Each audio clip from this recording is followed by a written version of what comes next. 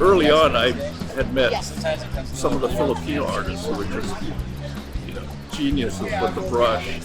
And one time Alex Nino says, "So, how do you use a brush?"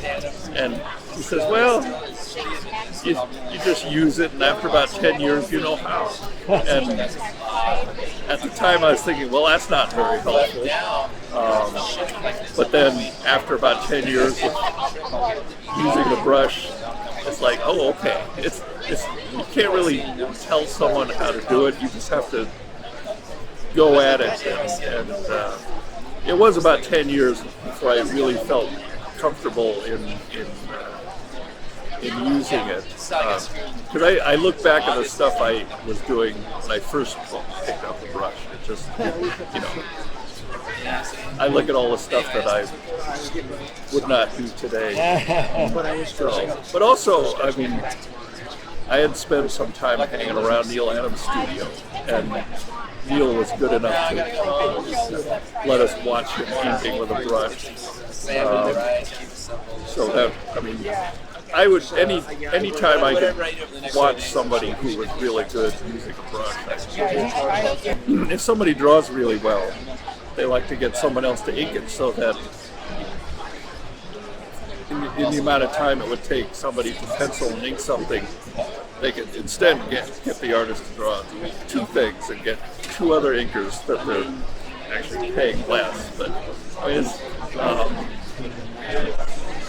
it's not necessarily the most satisfactory way to go. But it varies. I was happy to work my way up into the business in that way. My goal when I first got into comics was to ink all of the favorite artists I been inspired by growing up, and I pretty much managed to do that. Carmine Infantino, Gil Kane, John Buscema, Gene Cohen, Mike Sikowski, Steve Ditko. Wow. I know I'm forgetting some. When I first got hired at Marvel, that page rate was just fine for me. So, I mean, you look back in time and you hear what they were paying for the page rate, and it doesn't sound like a lot, but it went a lot farther. $25 a page. You could live on it. You could live on it just fine. Yeah. I mean, I would take my time because you want to, of course, do a good job. I always tried to do the best job I could possibly do, always. And so it would take, 2 weeks to comfortably ink an issue of a comic. And could you live off of 1 book a month? You could, but if you can fill up 4 weeks with inking 2 books, then you're doing quite well. So I was very happy with that arrangement.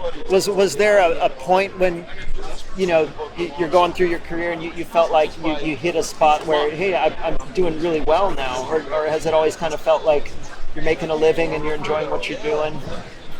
Yeah, a little bit. I haven't worked on a whole lot of books that sold gazillion copies, but every once in a while, I mean, once they started paying royalties, that was a very, very real game changer. Suddenly they're paying royalties. Although, that being said, I worked on Star Wars and there were no royalties on that because it was farmed out from Lucasfilm, so they didn't. It's only recently now that both Marvel and Lucas were bought by Disney that I've been getting royalties on reprints of Star Wars.